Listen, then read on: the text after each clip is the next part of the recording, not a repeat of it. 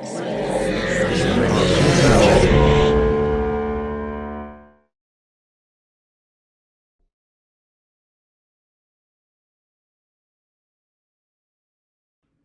Couriers.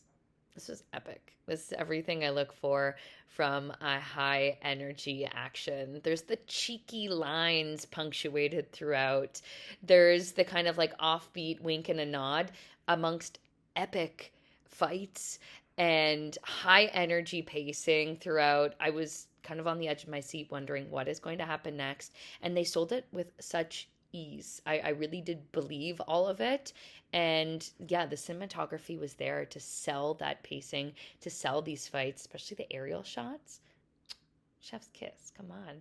And I really appreciate being left on a cliffhanger. There's something about that that makes me want to see the next segment in the series. And I think it's a great way to be like, have a little bit of a tease and keep us engaged. I also really liked the different special effects too. I thought that was really well done, and yeah, it sold the punchiness of it. I really did feel like I was in a comic book novel. So, congrats, and I'm looking forward to seeing more from the team. In this film, I loved the journey and the visuals. The fight scenes are top tier and super action packed and fun. And his journey seems noble, and it has these really cool tiers. Each person he passes is like a level up. I get very real Scott Pilgrim vibes meets Star Wars or medieval times, maybe with all the sword fighting. And I think they did a really good job of making it fun and engaging. And even though it was a little bit magical with the glowing sword and everything, it still felt kind of real. And the actors were treating it like it was, which added that realness. I think this would be so cool as a feature-length film, and I think all the fight scene choreography was my favorite part, and it was just so exciting. Wow, this was put together magnificently. I mean, it really was. Starting with the title cards and how gorgeous they were. I loved what they did with that. But the location that they decided to use, also, cinematography was great. It was vibrant, it was rich, the colors really popped. The actors did amazing, especially the lead actor, and the sensei was hilarious. The sensei especially was very, very funny. The lead actor was very, oh God, so likable, so organic, so believable. And I loved the fact that he kind of nailed that sarcastic, quick wit. Story was very original, really unique, very, very cool.